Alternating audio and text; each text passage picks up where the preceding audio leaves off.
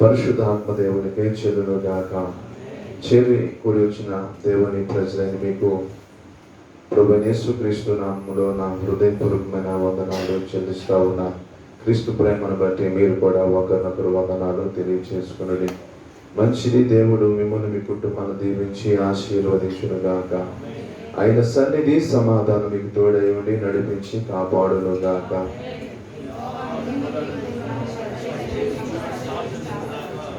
ఆమేన్. చూడండి, దేవుని వాక్యాన్ని ధ్యానం చేద్దాము. 32వ అధ్యాయము సంఖ్యాకాండము 23వ వాక్యాన్ని చదువుకుందాం. సంఖ్యాకాండము 32వ అధ్యాయము 23వ వచనాన్ని చదువుకుందాం. మీరు అట్లు చేయని ఎడల యెహోవా దృష్టికి పాపము చేసిన వారగుదురు గనక మీ పాపము మిమ్మును పట్టుకొనును అని తెలుసుకుంది. చాలండి. మోషే ఇశ్రాయేలులకు ఈ మాట చెప్తున్నాడు. మీరు అట్లు చేయని ఎడల యెహోవా దృష్టికి పాపము చేసిన వారగుదురు గనుక మీ పాపం మిమ్ములను పట్టుకొనును అని తెలుసుకొనడి. దేవుడు ఇశ్రాయేలులకు కానానుని స్వతంత్రించుకోమని చెప్పాడు. కానాను దేశంలోనికి ప్రవేశించమని చెప్పాడు. ఐగుప్తు నుంచి బయలుదేరి ఇశ్రాయేలు కానానికి ప్రయాణం అవుతున్నారు. వారు వెళ్ళే మార్గములో వారు ఏం చేశారు అంటే, యుద్ధ సన్నద్ధులై యోర్దాను దాటి వారు స్వాధీనపరచుకొనబో దేశం మీదకి వెళ్ళి యుద్ధము చేసి వారిని గెలిచి ఆ దేశాన్ని వెళ్ళి స్వాధీనపరచుకోవాలి. ఐగుప్తు నుంచి వారు బయలుదేరారు. దేవుడు పగలు మేఘస్తంభముగాను రాత్రి అగ్నిస్తంభముగా ఉండి వారిని నడిపిస్తున్నాడు. ఆయన వారితో కూడా ఉంటున్నాడు. దాహం అయితే వారికి బండను చీల్చి దాహాన్ని తీరుస్తున్నాడు. ఆకలి అయితే వారికి ఆకాశం నుంచి మన్నాను కురిపించి పోషిస్తూ ఉన్నాడు.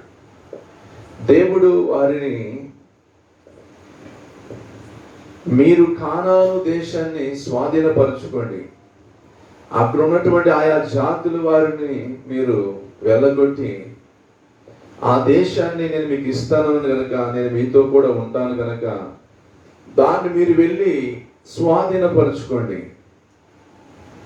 అక్కడికి మీరు వెళ్ళి యుద్ధము చేయండి, వారితో మీరు పోట్లాడండి, వారిని మీరు గెలవండి, వారిని మీరు జయించండి, వారిని ఖాళీ చేయించండి. ఆ ప్రాంతాన్ని, ఆ ప్రదేశాన్ని నేను మీకు దాన్ని స్వాచ్యంగా ఇస్తాను అని చెప్పడం ఇశ్రాయేలుకు.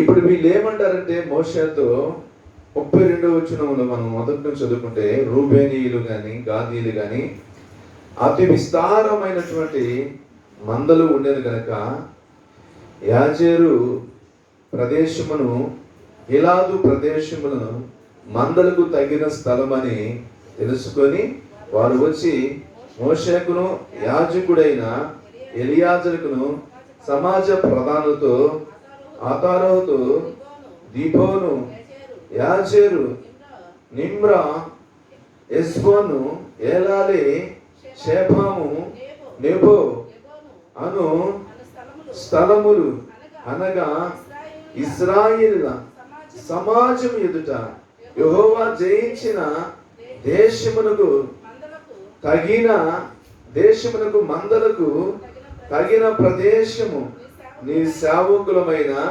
మాకు మందలు కలవు. కాబట్టి మా ఎడల నీకు కటాక్షము కలిగిన ఎడల మమ్మును యోర్దాను అతనికి దాటింపక నీ దాసులమైన మాకు ఈ దేశమును స్వాస్యముగా ఇమ్మనగా. చూడండి, దేవుడేమో యోర్దాను దాటి మీరు అవతలకు వెళ్ళండి, ఆ దేశాన్ని నేను మీకు స్వాస్యంగా ఇస్తాను, మీరు అక్కడ యుద్ధం చేయండి, అక్కడ ఉన్నటువంటి ప్రజలను వెళ్ళగొట్టండి, దాన్ని మీరు స్వాధీనపరచుకోండి, దాన్ని నేను మీకు స్వాస్యముగా ఇస్తాను అని చెప్పాడు. ఇప్పుడు వీళ్ళేం చేయాలి? దేవుడు చెప్పినట్టుగా, దేవుడు సెలవిచ్చినట్టుగా యోర్దాను దాటాలి. కానీ ఇప్పుడు మోషేతో కానీ, ఎలియాజరుతో కానీ, ప్రధాన యాజకులతో కానీ, పెద్దలతో కానీ ఏమంటారంటే, ఇదిగో దేవుడు కానాను ఇస్తానన్నాడు, కానీ మేము ఆ యోర్దాను దాటి అవతలకి మేము వెళ్ళలేము. ఈ స్థలం మాకు చాలా బాగుంది, ఇది మాకు, మా మందలకి, మా పశువులకి చక్కగా తగిన స్థలం, ఇది గడ్డి కూడా మాకు ఇక్కడ బాగానే దొరుకుతుంది, మా మందలకు కూడా చక్కని విశాలమైన స్థలం బాగుంది, కాబట్టి మా యందు దయ ఉంచి నీ కటాక్షం మా మీద ఉంచి మేము మాత్రం ఆ యోర్దాను దాటము. దేవుడు ఏమంటాడు?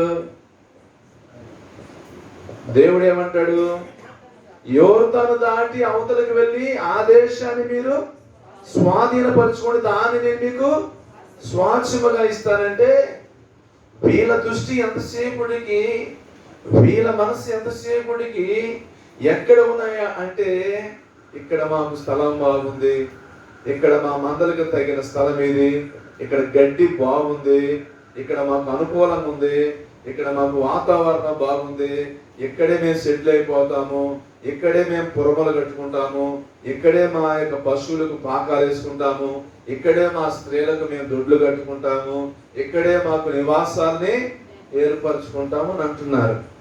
దేవుని చిత్తం ఏంటి? ఇక్కడ ఉండటమా లేకపోతే కానాను వెళ్ళటమా? దేవుని చిత్తం పక్కన పెట్టారు. వాళ్ళ మనసుకు నచ్చింది కది, వాళ్ళ కంటికి నచ్చింది ఏంటది?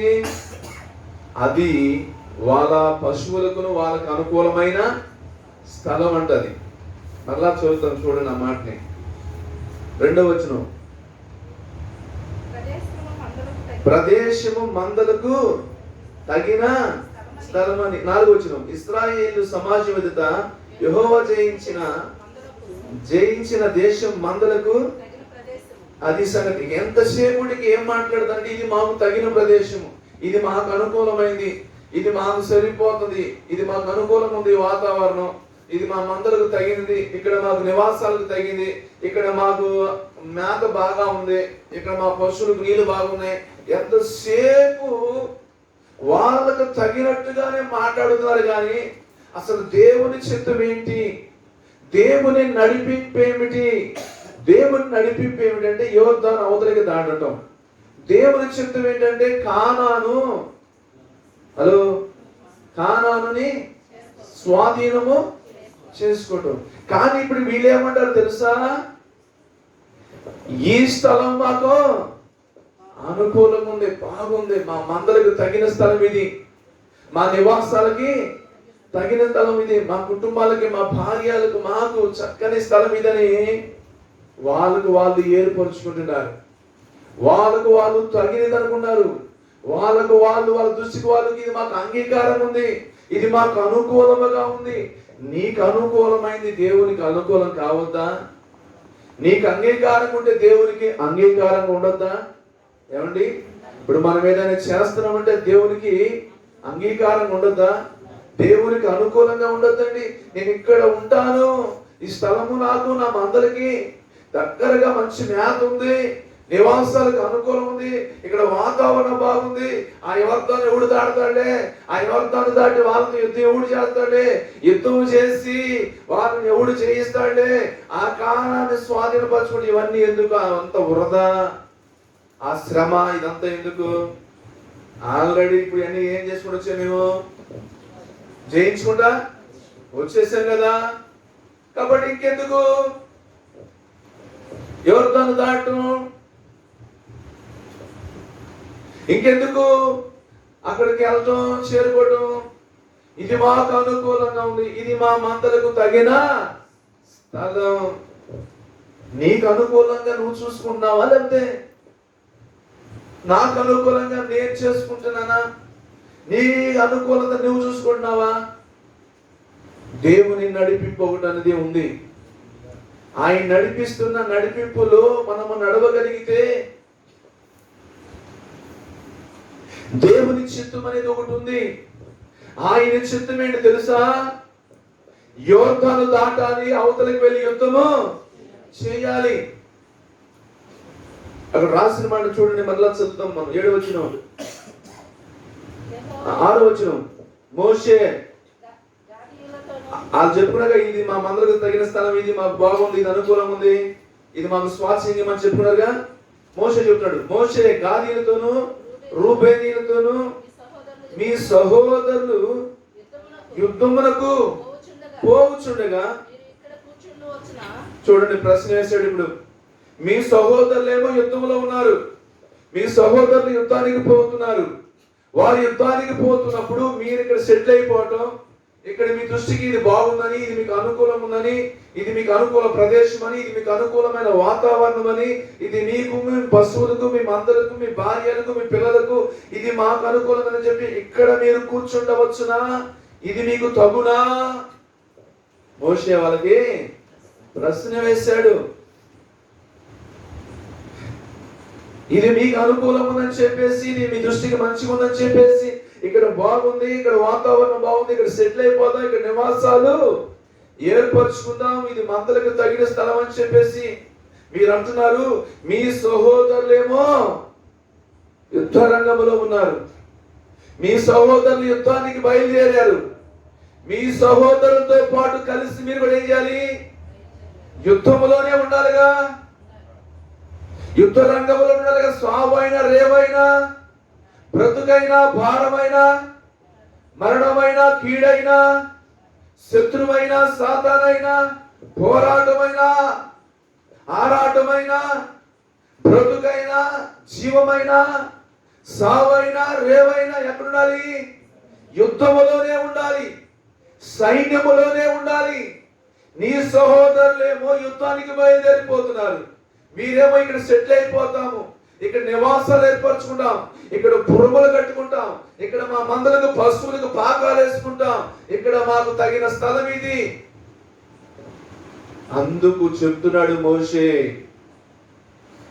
మీరేం మాట్లాడుతున్నారు మీకు అర్థమైందా? మీ దృష్టికి మీకు అనుకూలమైన దాన్ని మీకు అనుకూలంగా మార్చుకున్నారు. యోర్దాను దాటలేమని ఒకళ్ళు, వాళ్ళతో యుద్ధము చేయలేమని మరొకళ్ళు. దేవుడు ఆల్రెడీ ఇదంతా చేయించేసిందా? ఇది మందేగా. ఏమండు, యోర్దానికి యువకడ ఉన్నదంతా మందే కదా, చేయించేసి యెహోవా దయని బట్టి. కాబట్టి ఇది మాకు పంచిచ్చేసాయి, ఇంక ఎక్కడే ఉంటాం మేము, ఇది దాటం మేమేగా. మోషే ఏమంటాడు? అది దేవుని చిత్తం కాదబ్బాయ్, మీరు ఇక్కడ ఉన్న దేవుని చిత్తం కాదు, దేవుని నడిపింపు కాదు. మీరు యోర్దాను దాటాలి, మీరు స్వాధీనపరుచుకోవాల్సింది మీ ముందుంది. మీరు ఇప్పుడు బయలుదేరి మీ సహోదరులతో కూడా యుద్ధము చేయాలి. యుద్ధ రంగంలో మీరు కూడా ఉండాలి, సైన్యములో మీరు కూడా ఉండాలి అని మోషే చెప్తున్నాడు. కానీ పిల్లలారా, మీరు గమనించండి, వీరి మాటలు ఎలాగుంటాయి అంటే, 8వ వచనం, 8వ వచనమేనా? 7వ వచనం. యెహోవా ఇశ్రాయేలుకు ఇచ్చిన దేశమును వారు వెళ్ళక ఉన్నట్లు మీరేలా వారి హృదయములను. కొంతమంది ఎలాంటి వాళ్ళు ఉంటారన్నమాట, ముందుకు వెళ్తానికి కొంతమంది సిద్ధపడి ఉంటే, యుద్ధానికి వెళ్ళడానికి కొంతమంది సిద్ధపడి ఉంటే, వింటున్నారా? యుద్ధానికి వెళ్ళడానికి సిద్ధపడి ఉన్నారు, ముందుకు వెళ్ళడానికి సిద్ధపడి ఉన్నారు. ఇప్పుడు వేలల్లో కొంతమంది వెనక్కి లాగుతున్నారు. ఇక్కడే ఉన్నారా బాబు, ఇక్కడే సెటిల్ అయిపోతారా బాబు, ఈ పురములు బాగున్నాయి, ఈ నివాసాలు బాగున్నాయి, ఈ స్థలం బాగుంది, ఈ వాతావరణం బాగుంది అని చెప్పి అధైర్యపరుస్తున్నారంట. వింటున్నారా? అధైర్యపరుస్తుండే ఏంట్రో ఎవరితో అంటాడు మహావిశ్వం ఉన్నావా? అది ఎంత ఒడిగా ఉండేదో తెలుసా? అది ఎంత ప్రవాహం ఉందో తెలుసా? ఏమనుకున్నావు? రే ఆలోచించుకో. పిల్లన్నారు ఆయనకే అటు చెబుతాడు. ఎవరు? మోషే. రే నీకు తెలుసుదా అది ఎగువ నుండి దిగుగు పారిందిరు. ఏమనుకున్నావు? కాలు పెట్టి చూడు, అంతే అయిపోతావు. తర్వాత కాదు ఏమైపోతారు? వెనకమాల సంగతి చెబుతున్నాడు ఇప్పుడు. అది ఎగువ నుండి దిగుగు పారింది. ఒకవేళ మోసే మాటలు కనుక మనం కాలు పెట్టామనుకో, కొట్టుకొని పోయామనుకో, మన పిల్లలు ఏమైపోతారు? మన మీద ఆధారపడ్డ వాళ్ళు ఏమైపోతారు? ఏం మాట్లాడి పెట్టరా? మన నమ్ముకోలేదు వాళ్ళు, మన మీద ఆధారపడ్డ వాళ్ళు కనుక అని చెప్పి ఒకవేళ ఎట్టబట్టు ఒకవేళ ఎవరు తను దాటేమనుకోరా, ఆ దేశంలో ఉన్న వాళ్ళు మామూలు ఉన్నత దేవుడు అని చెప్పిలా వచ్చి చెప్పారు లేదా? ఏమ్మా 12 మందిని పంపితే 10 మంది వచ్చి ఏం సమాచారం తెచ్చారు? చెడ్డ సమాచారం తేలా. వాళ్ళు ఉన్నత దేవులు, వాళ్ళు మనం చేయించలేము, వాళ్ళ దృష్టికి మనం ఎట్టున్నాం, మిడతల్లాగా ఉన్నాము అని చెప్పలా. ఆల్రెడీ మనం చెప్పారు లేదు అక్కడే. మరి ఎవరు దాటమే కష్టం. ఒకవేళ ఎలా వల్ల దాటేమనుకోరా అనుకో, ఒకవేళ దాటలేము, వెళ్ళలేము ఆ ప్రవాహానికి. ఆ ప్రవాహాన్ని దాటి అవతలికంత కష్టం. ఇక్కడే మన ప్రాణాలు కూడా పోవచ్చు, కొట్టుకొని పోవచ్చు, మన గల్లంతా అయిపోవచ్చు. ఇది ఒకటి.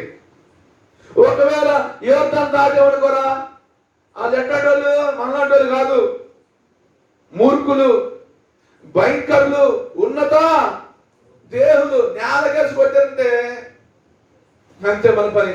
కాలేసి తొక్కారనుకో అంతే మన పని. ఒక రెక్కతెట్టు అన్నారంటే చాలు, అయిపోయే మనగా. ఇట్ట వాళ్ళు ఏం చేశారు తెలుసా? అధైర్యపరిచారు. ఏంటి? మరలా మాట చదువుకుందాం.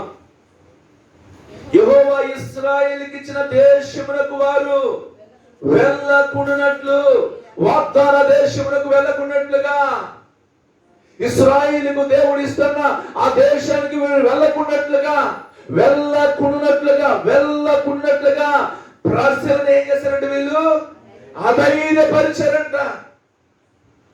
ఒకవేళ మోషే మాట్లాడుతున్నా, రే ఆయన దేవుందరా బాబు అట్టాలు చెప్తాడు, ఏమర్థం దాటడం మనిషి కాదు, అడుగు పెడితే తెలిసింది, ప్రవాహం కొట్టుకుపోతే ఉండదు మన పరిస్థితి. ఒకవేళ ఎంతబట్టి యోర్దాను దాటినా వాళ్ళు మామూలు కాదు, ఉన్నత దేవులు, వాళ్ళు భయంకరమైన మనుషులు. వాళ్ళ ముందు మనం నిలవలేం. ఒకవేళ గనక విన్నావా, మనం గనక ఏదన్నా ఒకవేళ తేడా వస్తే, వాళ్ళకు దొరికిపోతే మన పిల్లల పరిస్థితి ఏంట్రా, మన భార్యల పరిస్థితి ఏంట్రా, మన కుటుంబాల సంగతి ఏంట్రా, మన పశువులు మన మందల సంగతి ఏంట్రా అని వాళ్ళని అధైర్యపరిచారు. ఎంతసేపటికి వీళ్ళకి ఏం గురి చేస్తున్నా తెలుసా? ఏమండి, వీళ్ళకి ఎంతసేపటికి ఏం గురి చేస్తున్నా తెలుసా? ధైర్యాన్ని నూరిపోయిట్లా, సాహసం చేద్దామురా, దేవుడు మనతో ఉన్నాడురా, దేవుడు మనతో ఉండబట్టే ఇక్కడి వరకు వచ్చాము, ఇన్ని కార్యాలు ఇన్ని మొత్తం ఇంత జయించుకుంటా వచ్చావురా అన్నట్టు సాక్షినివ్వట్లా, అన్నట్టు ఓతనివ్వట్లా. జనులనంట వాళ్ళు అధైర్యపరుస్తూ అక్కడ రాసిన మాట చూడండి, మీరేలా వారి హృదయములను అధైర్యపరచుదురు. ఆ దేశము సూచుటకు కాదేశును బర్నబా నుండి మీ తల్లిదండ్రులను నేను పంపినప్పుడు వారును అలాగనే. అర్థమైందా మీకు? ఇప్పుడు నేను పంపించినప్పుడు, ఆ కాదేశు బర్నబా నుంచి పంపించినప్పుడు మీ పితరులు ఉన్నారే. ఇది ఎవరి కాలం అమ్మా? ఇది యెహోషువ కాలము. మరి పంపించిన ఎవరు? మోషే. అర్థమైందా? ఆ దేశాన్ని మీరు వెళ్ళి చూచి రండి అని పంపించిన కాలం ఏ కాలం? మోషే కాలం. మోషే కాలంలో కూడా మీ పితరులు ఏం చేశారు? ఇలాగే ప్రజల్ని అధైర్యపరిచారు, పిరికివారిగా మార్చారు. ఇప్పుడు కూడా యెహోషువ కాలంలో మీరు కూడా అదే చేస్తున్నారు. జనులను అధైర్యపరుస్తున్నారు. అది మనం దాటలేమని, అక్కడ వారు ఉన్నత దేవులని, వారిని మనం జయించలేమని. కాబట్టి ఇక్కడే సెటిల్ అయిపోదాం, ఇక్కడే పురుగులు, ఇక్కడే పాకాలు, ఇక్కడే పశువులకు, మందలకు, నీళ్లకు తగిన స్థలము అని చెప్పి వాళ్ళే నిర్ణయం చేసుకుంటున్నారు. అందుకు చెప్తున్నాడు మోషే, చూడండి దేవుని వాక్యం 20 వచనం. అప్పుడు మోషే వారితో, మీరు మీ మాట మీద నిలిచి యెహోవా సన్నిధిని యుద్ధమునకు సిద్ధపడి, యెహోవా తన ఎదుట నుండి తన శత్రువులను వెళ్ళగొట్టు వరకు యెహోవా సన్నిధిని మీరందరూ యుద్ధ సన్నద్ధులై యోర్దాను అవతలికి వెళ్ళిన యెడల ఆ దేశము యెహోవా సన్నిధిని జయింపబడిన తరువాత మీరు తిరిగి వచ్చి యెహోవా దృష్టికి, ఇశ్రాయేలు దృష్టికి అది సంగతి. ఇంతకీ మోషే ఏం చెప్పాడు? సరేలేరా, సరేలేమ్మా, సరేనా, మీరు అట్లాగేను ఉండిపోండి, మీ మనసు నచ్చినట్టుగా చేసుకోండి అన్నాడా? రాజీ పడలేదండి, మొహమాట పడలేదండి. వాస్తవికంగా చెప్పాడు, ఇప్పటికైనా సరే మీరు బయలుదేరితే మంచిది. యోర్దాను దాటి మీరు వెళ్ళి స్వాధీనపరుచుకున్న తర్వాత, మీరు ఆ దేశాన్ని జయించిన తర్వాత, అప్పుడు యెహోవా దృష్టికి, ఇశ్రాయేలు దృష్టికి మీరు నిర్దోషులై ఉంటారు సుమా. రాజీ పడలేదండి మోషే. సరేలే, మీరు ఎంత చెప్పినా వింటలేదు, సరే మీకు ఇష్టం వచ్చినట్టు చేసుకోండి, మీ మనసు వచ్చినట్టుగా ఏసుకోండి, మీ మనసు నచ్చినట్టుగా నడుచుకోండి అన్లా. ఏం చెప్పాడో తెలుసా?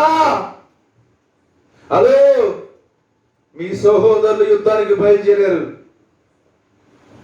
మీరు కూడా వారితో కలిసి యుద్ధానికి బయలుదేరండి.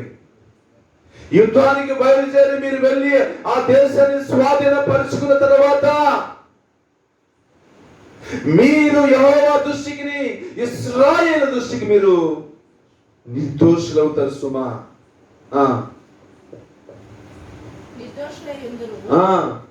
అప్పుడు ఈ దేశము యెహోవా సన్నిధిని మీకు స్వాస్థ్యమగును. అది ఇప్పుడు చెప్పండి, మీరు అట్లు చేయని ఎడల యెహోవా దృష్టికి పాపము చేసిన వారగుదురు కనుక మీ పాపం మిమ్మల్ని పట్టుకొనును. అదండి సంగతి. ఏమంటే వీళ్ళు ఏం చేస్తున్నారు? త్రాగుడు ఏమైనా చేస్తున్నారా?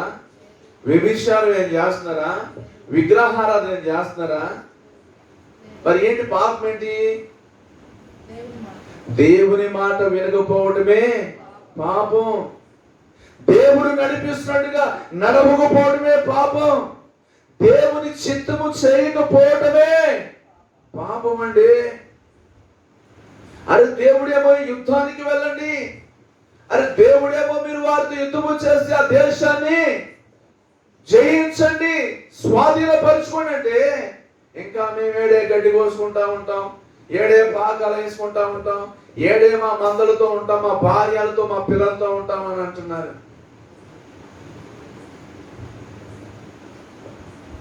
దేవుని చిత్తం ఏంటి? భార్య పిల్లలతో ఉండవా? మందలతో ఉండవా? పురములు కట్టుకుంటావా? ఇల్లు కట్టుకుంటావా? పాకాలు వేసుకోవటమా? కాదు. మీ సహోదరులతో కలిసి మీరు కూడా యుద్ధములో ఉండాలి, యుద్ధ సన్నద్ధులై ఉండాలి. యుద్ధములో జయము కలిగినట్లుగా మీరు వారితో కలిసి మీరు కలిసి యుద్ధమునకు పోవుడి. మీరు అట్లు చేయని ఎడలా, మీరు అలాగూ చేయని ఎడలా, మీరు ఆ యుద్ధానికి వెళ్ళని ఎడలా, మీరు ఆ యుద్ధ రంగముల యుద్ధములకు ఒకవేళ మీరు వెళ్ళకపోతే యెహోవా దృష్టికి మీరు పాపము చేసిన వారగుదురు సుమా. మీ పాపం మిమ్మలను పట్టుకుంటది. మీ పాపం మిమ్మల్ని పట్టుకుంటుందని తెలుసుకో. ఏది పాపం అంట? దేవుని మాట వినకపోవడమే, దేవుని నడిపింపులోకి రాకపోవడమే, దేవుని చిత్తము జరిగించకపోవడమే పాపం.